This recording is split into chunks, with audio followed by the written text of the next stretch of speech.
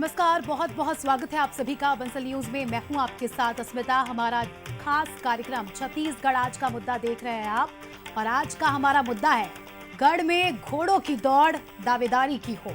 तो देखिए, छत्तीसगढ़ में जहां कांग्रेस संगठन सृजन के जरिए पार्टी में नया जोश भरने की तैयारी कर रही है, तो वहीं जिला अध्यक्ष के लिए बढ़ते दावेदारों का आंकड़ा कांग्रेस की परेशानी भी बढ़ा सकता है।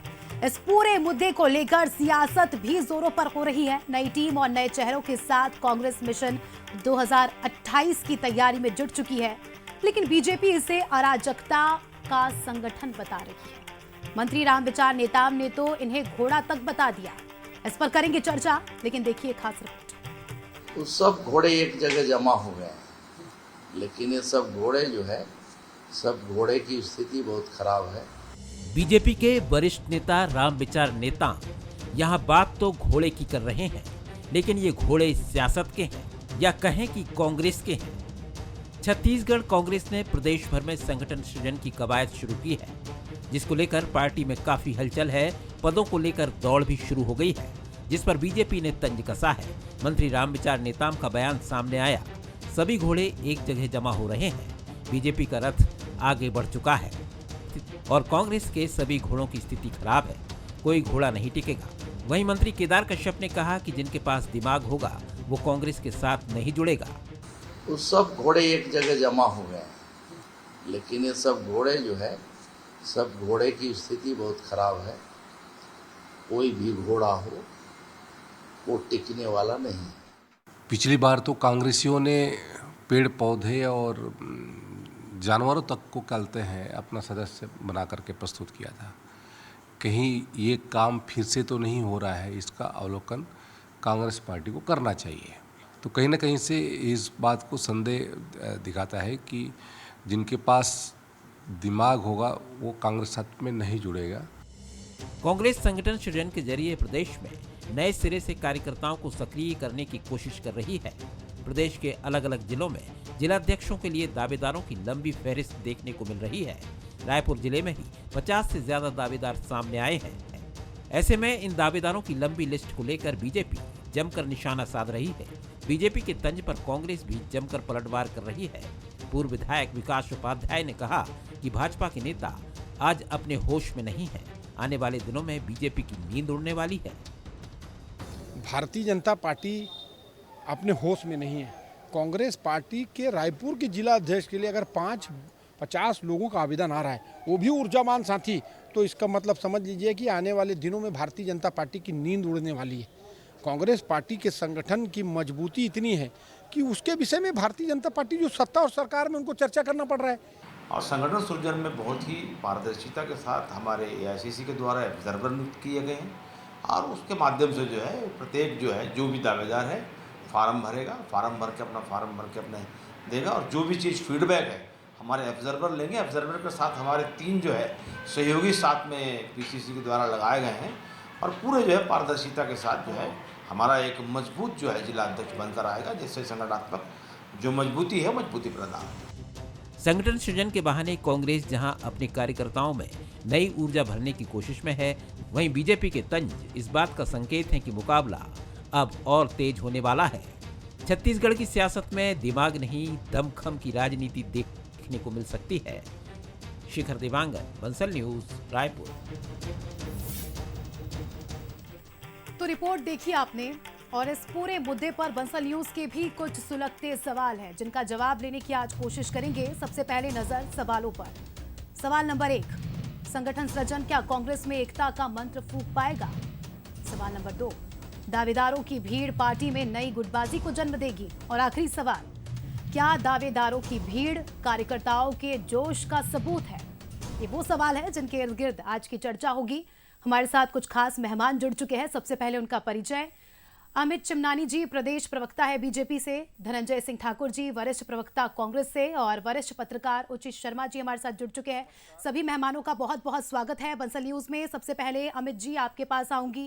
कांग्रेस का संगठन सृजन और दावेदारों की होड़ लगी है, काफी ज्यादा उत्साहित है कांग्रेस कार्यकर्ता, लेकिन उस बीच बीजेपी नेताओं का ये कहना कि ये तो घोड़े हैं और कुछ नहीं होने वाला, इसका क्या मतलब निकाले सर हम? क्या आप असहज हो रहे हैं? क्योंकि लगातार कांग्रेस अपने संगठन को मजबूत करने की कोशिश कर रही है और ये आने वाले समय में आपको ही टक्कर देगी। देखिए, एक अच्छा विपक्ष चाहिए होता है किसी भी प्रदेश के लिए। ये अच्छी बात होती है कि जो दूसरा सत्ताधारी दल के अलावा दूसरा जो प्रमुख दल है वो एक्टिव हो, उनका संगठन अच्छा रहे। लेकिन इत्तेफाक से और दुर्भाग्य से कांग्रेस में ये दिखाई नहीं पड़ रहा है। लगभग 2 साल होने जा रहे हैं कांग्रेस में किसी भी प्रकार की कोई संगठन की नियुक्ति नहीं हुई है। लगातार कांग्रेस चुनाव हारती गई है और जब भी हम टीवी स्क्रीन खोलें, अखबार खोलें, सोशल मीडिया खोलें तो बस यही दिखाई पड़ता है कि आज इस कांग्रेस के नेता ने दूसरे कांग्रेस के नेता को नीचा दिखाया। कांग्रेस के प्रदेश अध्यक्ष का उन्हीं के कार्यालय से मोबाइल चोरी हो गया। भूपेश बघेल जी नेता बने, ऐसा कहने पर रविंद्र चौबे जी को माफी मांगनी पड़ी। टीएस सिंहदेव जी कभी अध्यक्ष बनने वाले थे, वो अब नहीं बन पाए। तो ये सब खबरें चलती रहती हैं। ये कांग्रेस का विषय हमारा नहीं है, लेकिन जो मौजूदा स्थिति है, एक विधानसभा चुनाव हारने के बाद कोई चुनाव क्या कांग्रेस जीत पाई? नहीं जीत पाई। विधानसभा में एक सीट पर उपचुनाव हुआ, लोकसभा चुनाव हुए, नगर निगम के चुनाव हुए, पंचायत के चुनाव हुए, हर जगह कांग्रेस हारी। उसके बावजूद भी इनके संगठन में कोई बदलाव नहीं हुआ। यही तो सवाल है कि लगातार पहले आप ये कहते थे कि कांग्रेस ठंडे बस्ते में जा रही है, लेकिन अब जब कार्यकर्ताओं का उत्साह नजर आ रहा है तो आप ये कह रहे हैं कि यही गुटबाजी और इत्यादि बातें आप कर रहे हैं अभी। नहीं, उत्साह किसे कहते हैं? जो आपसी इनकी लड़ाई है उससे उत्साह कैसे कहा जा सकता है? अगर उत्साह है तो ये एकजुट दिखें, एक दूसरे के खिलाफ बयानबाजी ना करें, सार्वजनिक मंचों पर एक दूसरे को नीचा ना दिखाएं। अभी इनका एक कोई आयोजन था जिसमें हर नेता ने अपने भाषण के दौरान दूसरे नेता को नीचा दिखाया, उनके बयानों पर तीखी प्रतिक्रिया दी। तो कहीं पर कांग्रेस में उत्साह तो नहीं है, लेकिन हाँ एक दूसरे को कांग्रेस नेता अपमानित करने की एक रेस में जवाब चाहूंगी। देखिए, हर सिक्के के 2 पहलू होते हैं। अगर इतने सारे दावेदार आ रहे हैं, ये अच्छी बात है कि कार्यकर्ता एक्टिव हुए हैं, लेकिन एक चैलेंज भी है क्योंकि गुटबाजी जैसे आरोप लगातार पार्टी पर लगते आए हैं। क्योंकि जिम्मेदारी तो एक को ही मिलेगी, फिर बाकियों का क्या होगा? क्या बाकियों को आप समझा पाएंगे, संतुष्ट कर पाएंगे? क्योंकि कई बार हमने देखा है कि छत्तीसगढ़ में खासकर कांग्रेस में नेतृत्व की लड़ाई को लेकर जिस तरह से अमित जी ने भी कहा, खूब बयानबाजी हुई।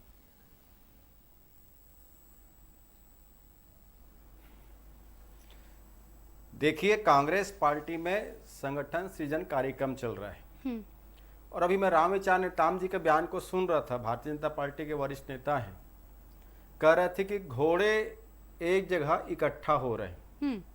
मुझे समझ में नहीं आ रहा है, अगर घोड़े एक जगह इकट्ठा हो रहे हैं, तैयार हो रहे हैं, तो खच्चरों को पीड़ा क्यों हो रही है? खच्चरों को पीड़ा नहीं होनी चाहिए, पर यही बता रहा है कि घोड़ा जो है युद्ध के लिए तैयार हो रहा है और खच्चर को तकलीफ हो रहा है। पहली बात। दूसरी बात, संगठन हमारा सृजन कार्यक्रम चल रहा है, हमारा सृजन वर्ष है। स्वाभाविक बात है, संगठन के सृजन जब कार्यक्रम चलते हैं तो उसकी जो रणनीति होती है, जो नियम होती है, उसके तहत हम काम करते हैं।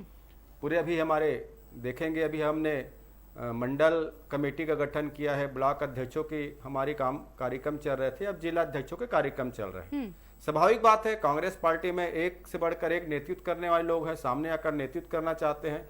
स्वाभाविक बात है, दावेदार भी आएंगे, क्योंकि कांग्रेस पार्टी में कोई रोक टोक नहीं है कि मोदी जी या शाह जी की तरह तानाशाही यहाँ नहीं है कि कोई नामांकन नहीं करेगा। अभी तो हमने देखा है भारतीय जनता पार्टी में प्रदेश अध्यक्ष का चुनाव यहीं पर हुआ, एक अकेला चुनाव लड़ा, खुद से चुनाव लड़ा, खुद से चुनाव लड़ने के बाद खुद ही जीत गया। ये कैसा चुनाव है भाई? खुद ही अकेले नामांकन डाले, खुद ही दूसरा कोई डालने वाला उसको रोक रहे थे। तो स्वाभाविक बात है, लोकतंत्र तो कांग्रेस पार्टी में और भारतीय जनता पार्टी में तानाशाही है। और चिमनानी जी कह रहे थे कि कांग्रेस नेताओं की आपस में नहीं जम रही है, तो हमारे संगठन की ओर ध्यान देने के बजाय अपने संगठन में ध्यान दे देते। कल ही तो ननकीराम कंवर जी को नजरबंद कर दिया गया था और ननकीराम कंवर जी कह रहे हैं कि विष्णु साय जी ने पुलिस से उसको अपहरण करवा दिया था, किडनैप करा दिया था, भी उनका बयान आया है। रवि भगत जी ने जब जनता की आवाज उठाया तो उसको किस प्रकार से दरकिनार कर दिया गया है। तो सब कुछ तो सबके सामने है ना। कि कहाँ तानाशाही है और कहाँ लोकतंत्र है। ठीक है, हमारे नेता ठीक है, कुछ बयान लोकतंत्र की देते ये हैं खूबसूरती है, जो हर कोई पार्टी लाइन से दावेदारी कर विपरीत हो सकता है, सकता लेकिन मेरा सवाल लेकिन ये था कि आप लोकतंत्र बोलने बैलेंस का तो कैसे है, ऐसा बैठाएंगे, इसका गुंडागर्दी या जवाब दूंगी। तानाशाही तो नहीं है। ठीक है, उचित और जी के हमारा पास संगठन आना चल रहा है। चाहूंगी। सर, आप अपने पॉलिटिकल एक्सपीरियंस से क्या कहेंगे कांग्रेस के इस संगठन सृजन को, कैसे देखते हैं आप? एक साथ अगर रायपुर की ही बात करें, 50-50 दावेदार सर, तो दिस इज हेल्दी और ये पार्टी के लिए मुसीबत बन सकता है, गुटबाजी जैसी चीजें आ सकती है। सर, क्या कुछ कहेंगे? देखिए, मुझे नहीं लगता कि किसी तरीके की गुटबाजी आगे होगी। ये राजनीतिक दलों में, मैं किसी भी दल की बात कर रहा हूँ, कि दोनों ही राजनीतिक दलों में जब विपक्ष में रहा जाता है तो एक चुनौती होती है कि सब लोगों को एकत्रित करना, इकट्ठा करना, एक राय बनाना, संगठन मजबूत रखना, अनुशासन बनाए रखना। तो ये बड़ी चुनौती होती है, वो भाजपा के लिए भी और कांग्रेस के लिए भी या किसी अन्य दल के लिए भी। क्योंकि विपक्ष में जब भी रहा जाता है तो विरोध के स्वर उस समय काफी अलगाववादी भाषण, अलगाववादी बातें बहुत आती हैं।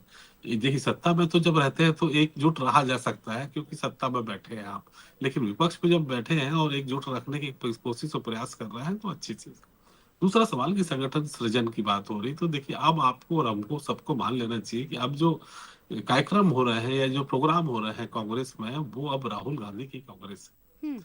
तो अब वो अपने हिसाब से काम कर रहे हैं, वो अपने हिसाब से राष्ट्रीय स्तर के पर्यवेक्षक भेज रहे हैं, जिलों में भेज रहे हैं। ये नए तौर के, नए तरीके और नई कांग्रेस दिख रही है। तो ये उनके तरीके आप मान लीजिए, जो अनुभव से कह सकता हूँ। देखिए, 32 दावेदार, 33 दावेदार, 50 दावेदार, ये चीजें दोनों ही दलों में चलती है। किसी का दिख रहा है, किसी का छिप रहा है, किसी का छप रहा है, ये वही वाली बात। कांग्रेस में खुला खेल फरुक्काबादी होता है हमेशा से, किसी भी मुद्दे पे, किसी भी बात पे, किसी भी चुनाव पे। कांग्रेस और वही पे संगठन की, आप भाजपा की बात करें तो भाजपा में थोड़ा सा अनुशासन है। वहाँ इन सब चीजों को जैसा भी हुआ, वो डंडे की जोर पे हो, संवाद करके हो, ये उनकी खूबसूरती भी है और तकलीफ भी है। आप उनको जब खूबसूरती भी कह सकते हैं तो एक डिक्टेटरशिप भी आप कह सकते हैं, एक आवाज आपकी डिक्टेटरशिप की भी है। कि हमने वो समय भी देखा है कि जब नेता प्रतिपक्ष का चयन हो रहा था 2018-19 में, तो कैसे नेता प्रतिपक्ष की चिट्ठी आती है ऊपर से, विधायक किसको नेता बनाना चाहते हैं वो इतर हो गई बात, ऊपर से चिट्ठी किसकी आई वो अलग बात, सीएम के रहते भी किसकी चिट्ठी आई और किसको बनाया जाए वो अलग बात। तो ये राजनीतिक दलों में होता है। और फिर वही आप कांग्रेस में देखिए कि कांग्रेस की अपनी प्रणाली है कि एक पावर सेंटर नहीं रहता। राजस्थान देख लीजिए, मध्य प्रदेश देख लीजिए, छत्तीसगढ़ देख लीजिए। टीएस बाबा है तो भूपेश बघेल भी है। वहाँ अगर क्या कमलनाथ जी हैं तो वहाँ पे आपके कमलनाथ के साथ साथ आपके दिग्विजय भी हैं। तो वहाँ राजस्थान में भी आप देख लीजिए कि गहलोत जी भी हैं, तो सचिन पायलट भी हैं। तो कांग्रेस में जो परंपरा रही, पावर सेंटर कभी एक जगह रह ही नहीं सकता। अभी भी आप देखिए कि 3-3 पावर सेंटर आपको दिख जाएंगे कि चरणदास महंत जी के अपने पावर सेंटर है, दीपक बैस जी अलग है, भूपेश बघेल जी के अलग है। तो ये होता है। अमल राजनीति में इसको बहुत बड़ी समस्या के रूप में नहीं देखा जाता। वो किसी जब परिवार बड़ा हो जाता है किसी भी राजनीतिक दल, तो ये चीजें आती है। अब रहा एकजुटता की बात, तो पत्र विमर्श तो सब होते रहते हैं।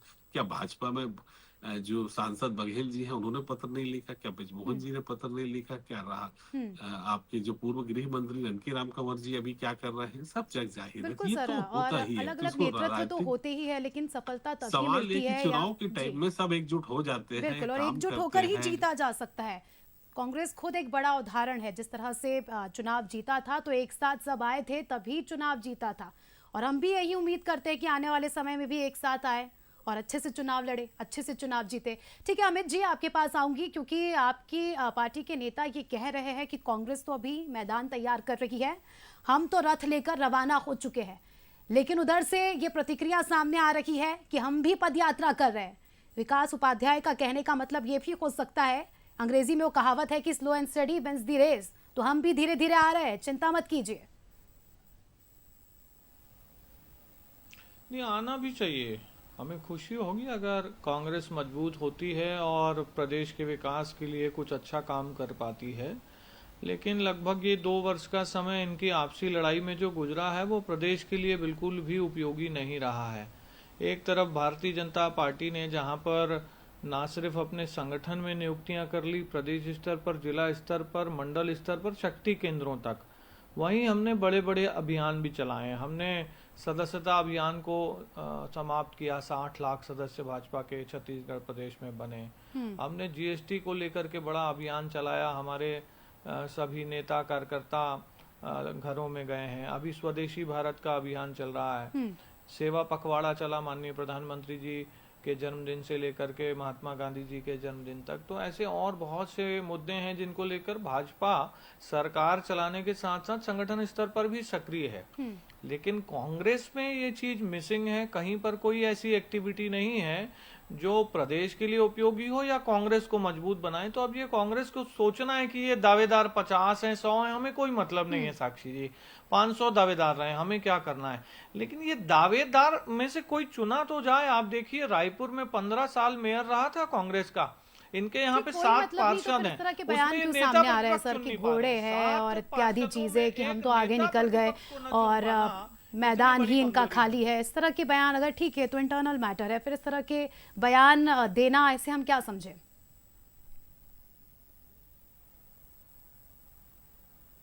मैं एक अपनी बात पूरी कर लूं कि 7 पार्षद हैं इनके रायपुर नगर निगम में, उनमें से एक नेता प्रतिपक्ष नहीं चुन पा रहे हैं। ये लगातार लड़ाई चल रही है। तो 7 लोगों में से एक व्यक्ति को नेता नहीं चुना जाएगा तो कहां से 50 दावेदारों और 100 दावेदारों के बीच एक व्यक्ति को चुनेंगे? इसका तो जवाब दें। जवाब दीजिए धनंजय जी। देखिए, कांग्रेस पार्टी क्या करती है क्या नहीं करती है, अगर ये भारतीय जनता पार्टी उस पर ध्यान दे रही, मतलब समझ सकते हैं कि डर और खौफ कितना कायम है। अभी रेणुका सिंह जी ने कहा है कि सरकार रावण है। अब सरकार रावण है मतलब समझ सकते हैं सरकार के मुखिया को रावण कह रहे हैं कि जो 14 ये पूरी सरकार 14 मुंडी वाले रावण हो चुका है। और अहंकार तो दिख रहा है, जिस प्रकार से किसानों के साथ जो धोखाबाजी हुआ है, खाद को लेकर, बीज को लेकर, बिजली को लेकर, अब तो धान बेचने के लिए भी रावणी संस्कृति की तरह अहंकार दिखा है और किसानों को फंसाया गया है। दिख रहा है कि 1 लाख युवाओं को रोजगार देने का वादा था, अब रोजगार युवा मांगते हैं तो किस प्रकार से रावणी संस्कृति में उन पर लाठियां चलाई जाती है, उनके खिलाफ FIR किया जाता है, उनको डराया जाता है। दिख रहा है रावणी संस्कृति इनकी कि किस प्रकार से हसदेव के जंगल, तमनार के जंगल को काटा जा रहा है और आदिवासी जब विरोध करते हैं तो उनके खून और लहू बहाए जा रहे हैं। यही तो रावणी संस्कृति। इसी का जिक्र तो रेणुका सिंह जी ने कहा है कि पूरी सरकार ही रावण है और रावण मतलब अहंकार हो गया। और भाजपा नेताओं का अहंकार तो छलक नहीं रहा बल्कि बह रहा है, तेजी से बह रहा है अहंकार। जिस प्रकार से ननकीराम कंवर जी के साथ हुआ, ननकीराम कंवर जी ने क्या कहा? सवाल ये भी था कि कोरबा के गुटबाजी के कलेक्टर को जो चलते आप भ्रष्टाचार लीडर्स के नहीं आरोप सिलेक्ट लगे कर हैं, पा रहे हैं। चाहे हम नेता प्रतिपक्ष की बात करें, रायपुर में हमने देखा कि किस तरह से साहू समाज ने विरोध किया जब उनकी समाज से नेता प्रतिपक्ष नहीं बनाया गया, इत्यादि चीजों का उन्होंने जिक्र किया। उसका जवाब भी चाहूंगी सर मैं आपसे। बिल्कुल चाहूंगी, बस मुझे पूरा जवाब देने दीजिएगा। जिस प्रकार से नरकीराम कंवर जी के साथ जो अत्याचार हुआ, विष्णु साय जी के जो अहंकार वहां पर दिखा, उसको किडनैप करवा दिया गया, रवि भगत जी की बात की मैंने। और मैं अपने नेता प्रतिपक्ष से जवाब देता हूं। पहली बार ऐसा देखा जा रहा है कि नेता प्रतिपक्ष नगर निगम तय करेगा। जब नगर निगम को ही तय करना था तो हमारे लोगों से क्यों पूछा गया कि या कहीं भाई, जैसे भारतीय जनता पार्टी विपक्ष में थी तो नेता प्रतिपक्ष कौन होगा, भारतीय जनता पार्टी तय करके भेजी ना। ये पहले बार देखा जा रहा है कि नेता प्रतिपक्ष कौन होगा ये निगम तय कर रहा है। भाई हमारे संगठन ने जिसका नाम प्रेषित कर दिया है उसको स्वीकार करना चाहिए। लेकिन ये तो रावणी संस्कृति के लोग है, ये तो अहंकार में ग्रसित लोग है, तो अहंकार तो झलक रहा है ना। और मैं तो ढेर सारे उदाहरण आपको दिया है जिस प्रकार से कांग्रेस के नेताओं के खिलाफ लगातार FIR दर्ज हो रहे हैं। अरे पहली बार देखा गया है कि कोई भ्रष्टाचार के खिलाफ अगर NSY के कार्यकर्ता, युवा कांग्रेस कार्यकर्ता आंदोलन करते हैं उस प्रकार पे उस पर तो ST धारा लगाया गया है। अरे भ्रष्टाचार की जांच नहीं करेंगे, विरोध करने वाले हैं जो भ्रष्टाचार रोकने की मांग करने वालों के खिलाफ FIR होगा। ननकी जी भी ने कहा ना कि जो कोरबा के कलेक्टर है जिसपे भ्रष्टाचार के आरोप लगे, जिसपे डीएमएफ फंड से अपने पत्नी को लाभान्वित करने का आरोप लगा, उसी की जांच की बात ननकीराम कंवर जी ने कहा है। ननकीराम कंवर जी कौन सा मंत्री पद मांग रहे थे इनसे, लेकिन नहीं, उस कलेक्टर को बचाने ननकीराम कंवर को नजरबंद कर दिए और ननकीराम जी कह रहे हैं कि हमको किडनैप कर लिया गया। तो यह स्थिति है और कांग्रेस संगठन मजबूती के साथ काम कर रहा है। चाहे न्याय यात्रा की बात हो, चाहे किसानों के खाद बीज के आंदोलन की बात हो, चाहे महंगी बिजली के खिलाफ हमारे आंदोलन हो, चाहे युवाओं के आंदोलन हो। ये सरकार ने किया क्या 21 महीने में? सरकार में बैठे लोग 21 महीने में इस प्रदेश की संपत्ति को बेचने का काम किया है सर। हर महीना 3500 करोड़ रुपए कर्जा लेने का काम किया है। 3 करोड़ का क्या बंगला इन और मुद्दों को आप 3% जनता तक कमीशन तो भी पहुंचा पा रहे चर्चा का हैं, विषय सर? है। और आज ही एक बात सामने आई है कि 50 लाख रुपए मंत्रियों को दो और प्रमोशन करवा लो, ऐसा एक खबर भी आज मैंने पढ़ के आया है। तो सब कुछ सामने है और निश्चित तौर पर कांग्रेस मजबूत होगा तो तानाशाही जो ठीक है, और हम भी चाहते हैं कि आप ये मुद्दे पहुंचाएं। अगर आप ये मुद्दे यहाँ पर गिना रहे हैं तो छत्तीसगढ़ की जनता तक भी ये मुद्दे पहुंचे। और इन सब के इतर 2 टर्म्स काफी ज्यादा हम कह सकते हैं सुर्खियों में छत्तीसगढ़ की राजनीति में। उचित जी, आपसे समझना चाहूंगी, क्योंकि बीजेपी के नेताओं का ये कहना है कि दिमाग नहीं है, बिना दिमाग के ये लोग संगठन सृजन कर रहे हैं। तो वहीं विकास उपाध्याय कहते हैं कि हम दमखम के साथ संगठन सृजन करेंगे और आने वाले चुनाव की तैयारी करेंगे। तो छत्तीसगढ़ में दिमाग बनाम दमखम की इस राजनीति को कैसे देखते हैं सर आप? देखिए, राजनीति में ये आरोप प्रत्यारोप चलते रहते हैं। आप देखिए कि जितना संगठन सृजन के बारे में कांग्रेस नहीं कह रही, उससे ज्यादा भाजपा वालों के बयान आ गए। और जितना ननकी राम कंवर जी को लेके जितना भारतीय जनता पार्टी के शीर्ष नेतृत्व तो कुछ नहीं कह रहा है, उससे ज्यादा कांग्रेस कह रही है। तो आप देखिए कि ये एक दूसरे को, और ये भी कह रहे हैं कि ये उनका इंटरनल मामला है। सवाल ये उठता है कि राजनीति दोनों विपक्ष के लोग कर रहे हैं या सत्ता पक्ष के लोग कर रहे हैं, तो मामला जिसका भी हो उसके दूसरे वाले लोग इस बात के केवल एक मौज, एक उन पे कटाक्ष या उनकी पार्टी पे राजनीति करने में कोई गुरेज नहीं करते। हकीकत में दोनों के अपने इंटरनल मामले हैं। इससे जनता को किसी तरीके का लाभ है ना नुकसान है। बुनियादी सवालों पे जब भी चर्चा और संवाद हो तो वो उस प्रदेश के लिए भी बेहतर हो। नो डाउट कि विपक्ष मजबूत होगा तो छत्तीसगढ़ मजबूत होगा, 3 करोड़ जनता मजबूत होगी।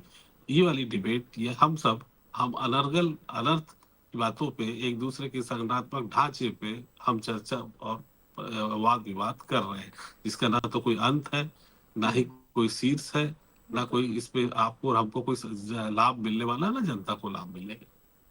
लेकिन जनता यही चाहती ना सर, क्योंकि ये घोड़ों का जिक्र कर रहे हैं। अब इनके घोड़े कैसे ये तो हमें नहीं पता, लेकिन हम चाहते हैं कि ऐसा लीडर मिले, ऐसा अध्यक्ष मिले जो पार्टी की विचारधारा को समझे, पार्टी के काम को समझे, और उससे भी बड़ी बात है कि जनता की मांगों को समझे, क्योंकि छोटे लेवल पर चीजें काफी ज्यादा कठिन हो जाती तो है। ये दोनों ही देखिए ना, आप भारतीय जनता पार्टी पे भी सवाल खड़े कर सकते हैं कांग्रेस की। उनके तो शीर्ष राष्ट्रीय अध्यक्ष की नियुक्ति नहीं कर पा रहे वो, तो उनके यहाँ किसका आदेश का वेट कर रहे हैं, ये भी सवाल उठता है। यहाँ जिले में संगठन कैसे काम कर रहा है, ये कांग्रेस भारतीय जनता पार्टी को उसमें भी बहुत इंटरेस्ट है। तो एक दूसरे के ऊपर कभी भी किसी भी वक्त कमेंट्स या कटाक्ष किए जा सकते हैं, लेकिन राजनीतिक दृष्टिकोण से अपने अपने परिवार है, अपने अपने संगठनात्मक ढांचे हैं, अपनी अपनी मजबूरियां हैं। सबको उनके सम्मान लायक पद भी देना है, जिम्मेदारी देना है, और संगठन भी चलाना है, और मजबूती के साथ संघर्ष भी करना है। तो भाजपा की अपनी मजबूरी है कि वो कांग्रेस अध्यक्ष नहीं दे पा, अपना राष्ट्रीय अध्यक्ष नहीं दे पा रही है, यहाँ इनकी अपनी मजबूरी है। तो मजबूरियां सब, तो हमारे सीएम साहब मंत्री नहीं बना पा रहे थे, चीफ सेक्रेटरी नहीं बना पा रहे थे, इन्फॉर्मेशन कमिश्नर नहीं बना पा रहे थे, उनकी अपनी मजबूरियां थी।